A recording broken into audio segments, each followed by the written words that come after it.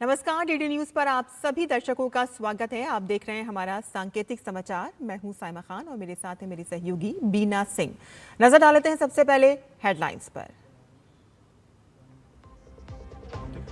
Viva tech summit में शामिल होने पेरिस पहुंचे प्रधानमंत्री नरेंद्र मोदी का हुआ भव्य स्वागत। पीएम मोदी ने सेंट गोबिन के सीईओ चेयरमैन बिनाओ बेजिन से की मुलाकात। एल्स्टॉम के सीईओ मार्टिन सायन, वाइस प्रेसिडेंट फिलिप डलर से भी हुई मुलाकात।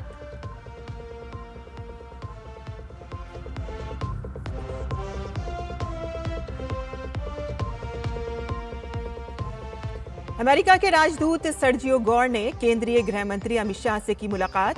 भारत अमेरिका सुरक्षा सहयोग पर हुई चर्चा। आतंकवाद और नारकोटिक्स के खिलाफ सहयोग बढ़ाने पर जोर।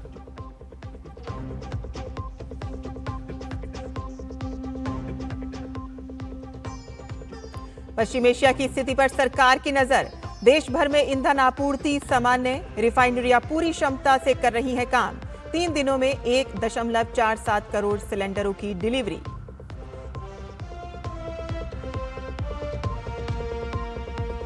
इक्कीस जून को नीट यूजी पुनर्परीक्षा के मद्देनजर शिक्षा मंत्री धर्मेंद्र प्रधान ने की उच्च स्तरीय बैठक।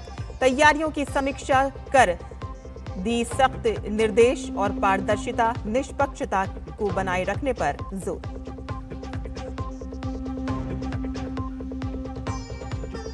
और कोच्चि अंग तस्करी मामले में जांच हुई तेज। ईडी ने केरलम के कई बड़े प्राइवेट अस्पतालों में एक साथ मारी रेड। एर्नाकुलम, तिरुवनंतपुरम, कोल्लयम और कोट्टयम जिलों के मल्टी स्पेशलिटी अस्पतालों में रेड से मचा हड़कंप।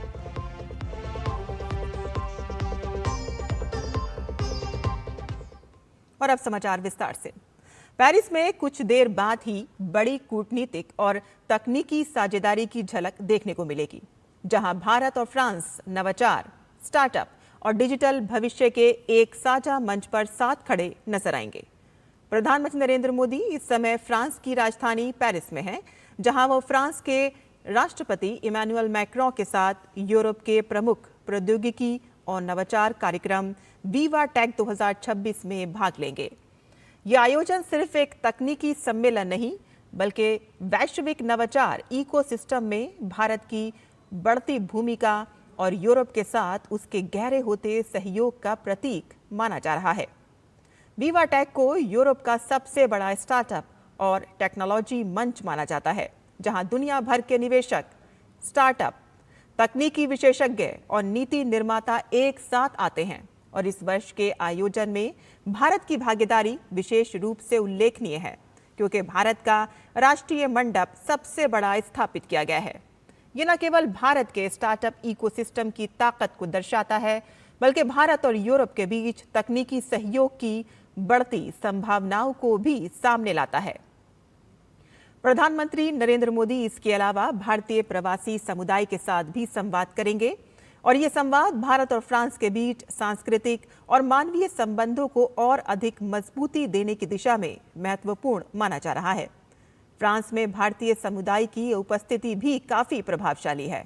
मुख्य भूमि फ्रांस में ही करीब 1,19,000 प्रवासी भारतीय रहते हैं, जबकि फ्रांस के मुख्य भूभाग से बाहर स्थित क्षेत्रों में भारतीय मूल के 3,50,000 से अधिक लोग बसे हुए हैं। और ये समुदाय दोनों देशों के बीच एक जीवंत सेतु की तरह कार्य करता है, जो व्यापार, संस्कृति और सामाजिक संबंधों को लगातार मजबूत बना रहा है। इस यात्रा को भारत की वैश्विक तकनीकी नेतृत्व क्षमता, स्टार्टअप संस्कृति और अंतर्राष्ट्रीय साझेदारी के विस्तार के एक महत्वपूर्ण कदम के रूप में देखा जा रहा है। दुनिया की सबसे पुरानी रणनीतिक साझेदारियों में से एक अब तकनीक और भविष्य के नवाचार की नई इबारत लिख रही है।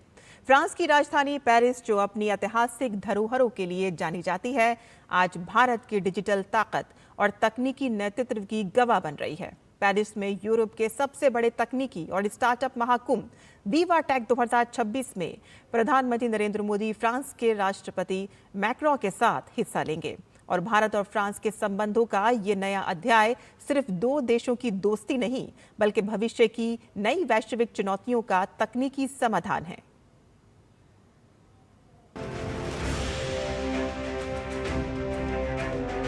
भारत और फ्रांस के रिश्ते नवाचार, प्रौद्योगिकी, रक्षा, अंतरिक्ष और इंडो पैसिफिक सहयोग में आगे बढ़ रहे हैं।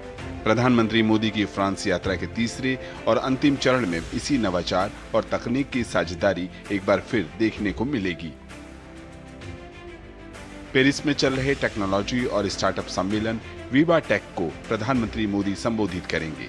वीवा टेक की बात की जाए तो इंडिया एआई पार्टनर बना इस बार, तो इंडिया रिप्रेजेंट कर रहा है एआई सेक्टर में, और हम देखेंगे कि बहुत ज़्यादा स्टार्टअप्स क्रिएट हो गए हैं काफ़ी डिफरेंट इंडस्ट्रीज के अंदर से। काफ़ी एक प्राउड मोमेंट है हम सभी के लिए। जो कोलैबोरेशंस हो रहे हैं with European nations including France as well as Italy, Germany, जो भी टेक्नोलॉजिकल कोलैबोरेशंस हो रहे हैं, इसके बारे में I am happy for that. Viva Tech के मंच से भारत और यूरोप के बीच कृत्रिम बुद्धिमत्ता, क्वांटम तकनीक, सेमीकंडक्टर, डिजिटल पब्लिक इंफ्रास्ट्रक्चर और उभरती प्रौद्योगिकी में सहयोग को नई दिशा मिलेगी। प्रधानमंत्री मोदी मानते हैं कि भारतीय तकनीक दुनिया के हित में है। दुनिया ऐसी टेक्नोलॉजीज की ओर देख रही है जो ट्रस्टेड हो, जो इंक्लूसिव हो, जो ह्यूमन सेंट्रिक हो और जिसका लक्ष्य ग्लोबल गुड का हो। और ऐसे समय में भारत की प्रायोरिटी है technology for humanity, human centric innovation. साथियों, यही मंत्र हमारे डिजिटल रिवॉल्यूशन का केंद्र रहा है। यही भारत के डिजिटल पब्लिक इंफ्रास्ट्रक्चर का भी सार रहा है। हमारे एआई विजन का भी मूल तत्व है एआई फॉर ऑल, सर्वजन हिताय सर्वजन सुखाय।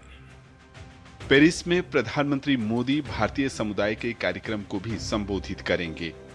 मोदी जी आते हैं, काफ़ी अच्छे ट्रीटीज साइन होती है यूरोप के साथ, फ्रांस के साथ, और बहुत गर्व की बात है ये। हमको बहुत ही सीरियसली लेते हैं लोग। पहले क्या था, हाँ आप इंडिया से हो ठीक है, अब तो ओके ठीक है, एक बहुत बड़ा देश है, हमारा economy is also gone lot stronger since is come, तो I feel proud of being Indian. प्रधानमंत्री मोदी की यह यात्रा सिर्फ एक राजनयिक कार्यक्रम भर नहीं है, बल्कि नवाचार, निवेश, प्रौद्योगिकी और जन जन से संपर्क के जरिए भारत और फ्रांस संबंधों के अगले अध्याय को आकार देने वाला भी है।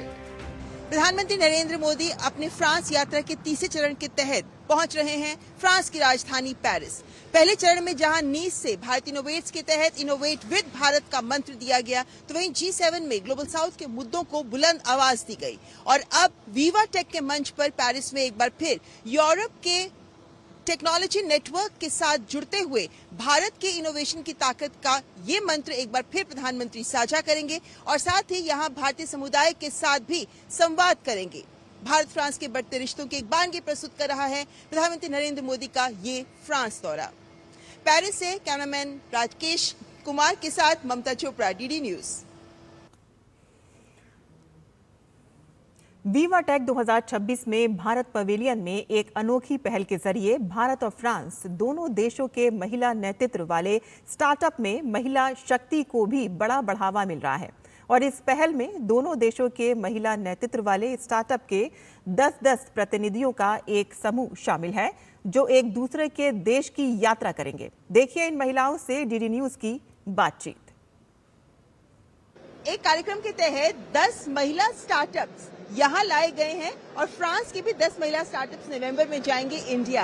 तो जो यहाँ आई हुई है महिला स्टार्टअप्स, उनसे बात करते हैं। It's very important that women also get a platform to be able to understand how to enter the European markets and the best place to land is France because this year is the India-French Year of Innovation. अभी हमें इतना बड़ा market access मिल रहा है कि हम भारत में ही नहीं, भारत से पूरे दुनिया की तरफ अपनी टेक्नोलॉजी यूज करा पाए। हम मेडिकल टेक्नोलॉजी में हैं, हम ब्रेन मैपिंग करते हैं। I've been working relentlessly to actually use this not only for a photo opportunity, not only as a gimmick, but also to really use it to have a real exchange, not only from France and India, but we intend to actually show that women on the world stage can do so much more. मैं एक India से मार्कटेक platform बनाने की कोशिश कर रही हूँ जो एक वर्ल्ड पे इम्पैक्ट करेगा एंड मेरे लिए इससे अच्छा प्लेटफॉर्म नहीं हो सकता था to create that impact. I have got an exposure, मेरा गो टू मार्केट समझ में आ रहा है। I have got to understand कि मेरे को किस टाइप से अप्रोच करना है एंटायर सिचुएशन को। तो यहाँ आके पता चल रहा है कि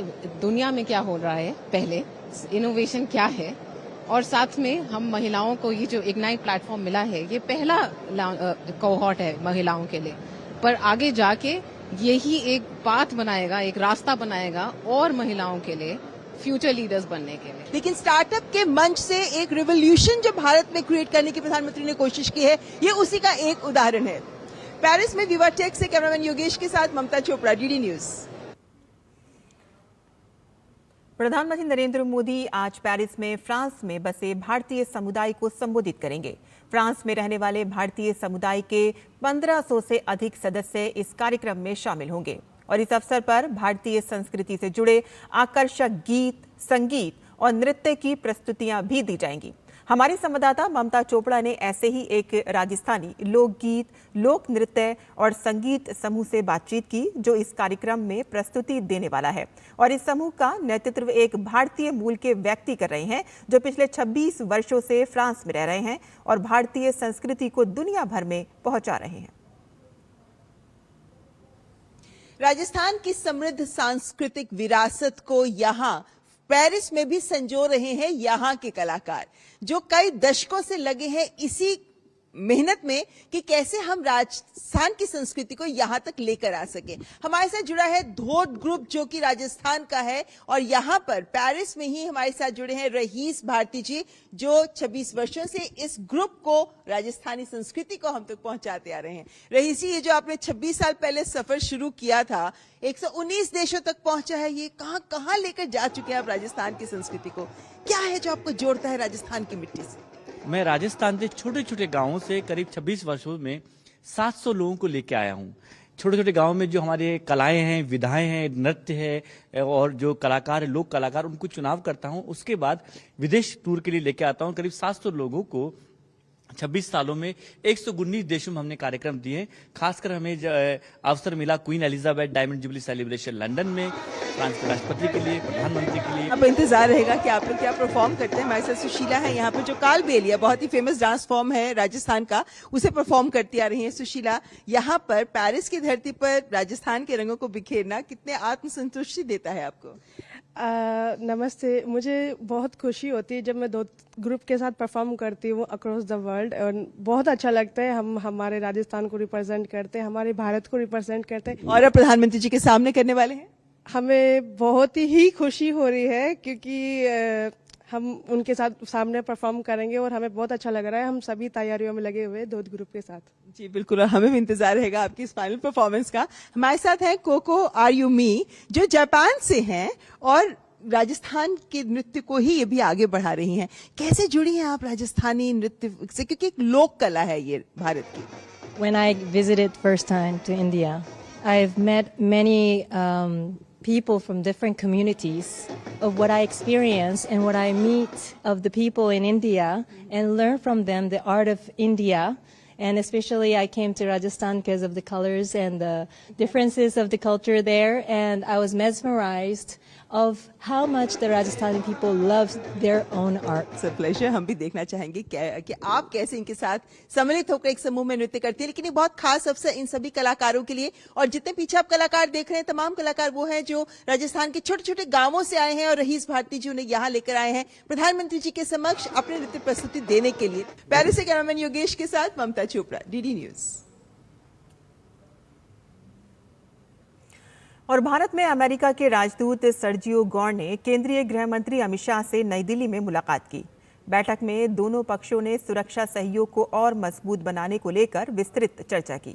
गृह मंत्री अमित शाह ने सोशल मीडिया पोस्ट में बताया कि बैठक के दौरान आतंकवाद निरोध और मादक पदार्थों की तस्करी के खिलाफ कार्रवाई के क्षेत्र में भारत और अमेरिका के बीच सहयोग बढ़ाने पर विशेष रूप से विचार विमर्श किया गया। अमित शाह ने बताया कि प्रधानमंत्री नरेंद्र मोदी के नेतृत्व में भारत अमेरिका व्यापक वैश्विक रणनीतिक साझेदारी को आगे बढ़ाने के लिए प्रतिबद्ध है, ताकि दोनों देशों के नागरिक इस द्विपक्षीय संबंध के लाभों से और अधिक लाभान्वित हो सकें।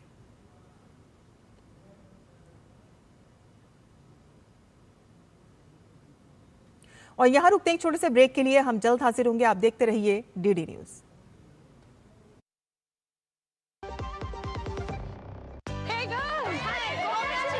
आज तो पार्टी चाहिए। चैंपियन के साथ सेल्फी लेंगे। आइडिया, यही करते हैं पार्टी।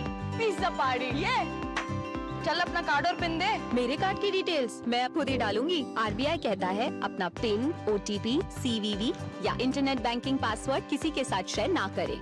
ऑनलाइन बैंकिंग सिर्फ अपने कंप्यूटर, मोबाइल और सिक्योर नेटवर्क से करें। बाय गर्ल्स, कहाँ जा रही है? सुना नहीं। No sharing. आरबीआई कहता है जानकार बनिए, सतर्क रहिए। बीमारी हुई तो पता लगा कि हॉस्पिटल का बिल ऑफिस के हेल्थ इंश्योरेंस से कई गुना ज्यादा है। काश मैंने हेल्थ इंश्योरेंस लिया होता। पॉलिसी बाजार पे 1 करोड़ का हेल्थ इंश्योरेंस सिर्फ 550 रुपए महीने से शुरू। जब धरती चीर कर निकलता है लोहे का पत्थर और मिलता है मोंगिया के जोश से, फिर तपता है, पिघलता है और बनता है फौलाद। अब होता है सरिया सारी खूबियों के साथ। मोंगिया स्टील, मजबूत देश का मजबूत सरिया। ब्रेक के बाद आपका फिर से स्वागत है। आप देख रहे हैं हमारा सांकेतिक समाचार। केंद्रीय शिक्षा मंत्री धर्मेंद्र प्रधान ने आगामी नीट यूजी की पुनर्परीक्षा की तैयारियों की समीक्षा के लिए एक उच्च स्तरीय बैठक की अध्यक्षता की और ये पुनर्परीक्षा 21 जून 2026 को आयोजित की जाएगी। बैठक में शिक्षा मंत्रालय, विभिन्न राज्य सरकारों, राष्ट्रीय परीक्षा एजेंसी और देश भर के उच्च शैक्षणिक संस्थानों के वरिष्ठ अधिकारी शामिल हुए। बैठक में शिक्षा सचिव संजय कुमार, उच्च शिक्षा विभाग के सचिव विनीत जोशी और एनटीए के महानिदेशक अभिषेक सिंह भी मौजूद रहे।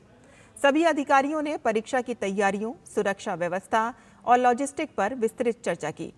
केंद्रीय मंत्री धर्मेंद्र प्रधान ने परीक्षा प्रक्रिया में पारदर्शिता, निष्पक्षता और दक्षता के उच्चतम मानकों को बनाए रखने पर जोर दिया।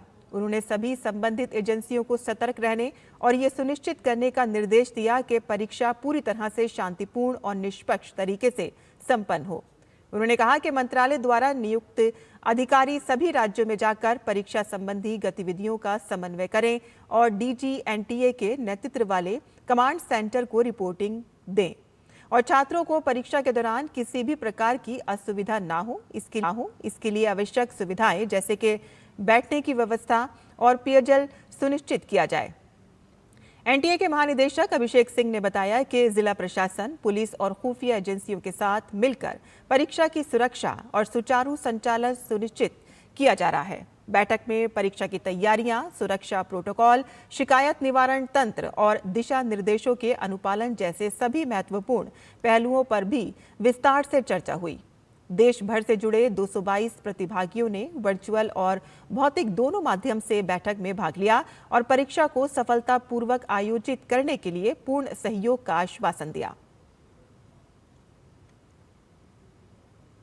सीबीएसई की कक्षा 9 में 3 भाषा नीति को मौजूदा सत्र से लागू करने के खिलाफ दायर याचिका पर सुप्रीम कोर्ट ने कोई अंतरिम आदेश देने से इनकार कर दिया है। कोर्ट ने कहा कि इस मामले में पहले से ही विस्तृत सुनवाई हो चुकी है और अभी तत्काल किसी तरह की राहत देना ठीक नहीं होगा। सुनवाई के दौरान याचिकाकर्ता की ओर से कहा गया कि वह 3 भाषा नीति के विरोध में नहीं है, लेकिन इसे इसी सत्र से लागू करने का विरोध करते हैं। मुख्य न्यायाधीश ने स्पष्ट किया कि इस स्तर पर एक तरफा अंतरिम आदेश देने का आधार नहीं बनता। कोर्ट ने यह भी कहा है कि इस याचिका को पहले से लंबित मामलों के साथ ही सुना जाएगा और फिलहाल सुप्रीम कोर्ट के इस फैसले से मौजूदा सत्र में नीति लागू होने पर रोक की मांग को राहत नहीं मिली है। भारत को पहली बार 2026 के हज प्रबंधन, समन्वय और संचार व्यवस्था में उत्कृष्ट सेवाओं के लिए सऊदी अरब ने 2 प्रतिष्ठित लब्बैतुम अवार्ड प्रदान किए हैं। केंद्रीय अल्पसंख्यक एवं संसदीय कार्य मंत्री किरेन रिजिजू ने हज 2027 की तैयारियों और हज 2026 की समीक्षा और आगामी तैयारी से जुड़ी बैठक के बाद इसकी जानकारी साझा की। उन्होंने बताया कि हज 2026 भारत के लिए कई मायनों में ऐतिहासिक रहा है और इस वर्ष 1,75,000 से अधिक भारतीय तीर्थ यात्रियों ने हज किया और इस दौरान भारतीय हज मिशन ने यात्रियों को बेहतर सुविधाएं उपलब्ध कराईं। किरेन रिजिजू ने कहा कि हज सुविधा ऐप हज यात्रियों की सुविधा के मद्देनजर एक महत्वपूर्ण माध्यम बनकर उभरा है। अगले वर्ष होने वाली हज की तैयारियों को लेकर मंत्रालय के अधिकारियों के साथ उन्होंने गुरुवार को पहली बैठक भी की। हिंदुस्तान का इतिहास में सबसे अच्छा कामयाब हज 2026 का रहा है। इसका नतीजा 2 अवार्ड हमको मिले हैं। टोटल मैनेजमेंट, हज किस तरीके से मैनेजमेंट किया जाता है और इतने लाखों के संख्या में हज यात्री वहाँ होते हैं, तो इसमें हिंदुस्तान को जो 2 अवार्ड मिले हैं, इसके लिए मैं पूरे हज के मैनेजमेंट टीम, मेरे मिनिस्ट्री के जो ऑफिसर्स हैं और बाकी जितने मिनिस्ट्री के ऑफिशियल्स हमारे साथ जुड़े रहते हैं, जैसे civil aviation, health ministry, home ministry, सारे मिनिस्ट्री के ऑफिशियल्स को भी मैं शुक्रगुजार देना चाहता हूँ। सबका मिलन से हमको ये अवार्ड मिला है। केंद्रीय खाद्य एवं उपभोक्ता मामलों के मंत्री प्रहलाद जोशी ने कहा कि राज्यों द्वारा सार्वजनिक वितरण प्रणाली की सूची से अयोग्य लाभार्थियों के नाम हटाए जाने के बाद नए पात्र लोगों को राशन कार्ड जारी किए जा सकते हैं। स्मार्ट वेयर हाउसिंग सिस्टम के शुभारंभ और सम्मान समारोह के अवसर पर केंद्रीय मंत्री जोशी ने कहा कि अयोग्य लाभार्थियों को हटाने की कार्रवाई राज्यों ने अपने अपने मानदंडों के आधार पर की है, न कि केंद्र सरकार ने, और इसमें अब तक 2.21 करोड़ राशन कार्ड राज्यों द्वारा निरस्त किए जा चुके हैं। If there are eligible beneficiaries, we have allowed them to add. So they have added, all put together, now it is 79 crores. 79 crores, and wherever there is a space available, vacancies available, state are permitted to do that. So we don't want to, Government of India is not interested in saving. Government of India want to give to people who are really in need. That is the purpose of this. और केंद्रीय मंत्री ने कहा कि राज्यों को पात्र लोगों के नाम जोड़ने की अनुमति दी गई है और विभिन्न राज्य सरकारें नए राशन कार्ड जारी कर सकती हैं। उन्होंने कहा कि कुछ राज्यों ने इस प्रक्रिया को पूरा कर लिया है, जबकि कुछ राज्यों में अभी भी अयोग्य लाभार्थियों की पहचान का कार्य जारी है।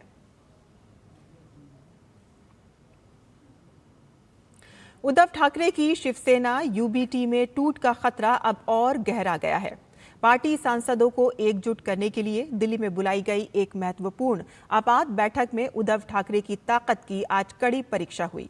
पार्टी ने व्हिप जारी कर सभी सांसदों को अनिवार्य रूप से उपस्थिति दर्ज कराने का निर्देश दिया था, लेकिन इस बुलावा बैठक में पार्टी की अंदरूनी खींचतान खुलकर सामने आ गई। दिल्ली में आयोजित इस आपात बैठक में उद्धव ठाकरे के साथ केवल 3 सांसद अरविंद सावंत, अरविंद देसाई और राजा भाऊ वाजे ही नजर आए, तो वहीं पार्टी के 6 सांसदों ने बैठक से पूरी तरह से किनारा कर लिया और इस दूरी ने सियासी गलियारों में हलचल मचा दी है। इन बागी सांसदों के दिल्ली में होने के बावजूद बैठक में न आना इस बात का संकेत है कि शिवसेना यानी कि यूबीटी में सब कुछ सामान्य नहीं है और इस पूरे घटनाक्रम पर शिवसेना यूबीटी नेता संजय राउत ने कड़ा रुख अपनाया है। उन्होंने इस पूरे प्रकरण को एक राजनीतिक चाल करार दिया। राउत ने बाकी सांसदों पर निशाना साधते हुए कहा कि ये सीधे तौर पर गद्दारी है। जो नेता पार्टी के नाम और निशान पर चुनाव जीतकर संसद में पहुंचते हैं, उनकी जिम्मेदारी है कि वे अपनी पार्टी के प्रति वफादार रहें। राउत ने इस बयान से साफ है कि पार्टी अब अपने बाकी नेताओं के खिलाफ सख्त कदम उठाने की तैयारी में है।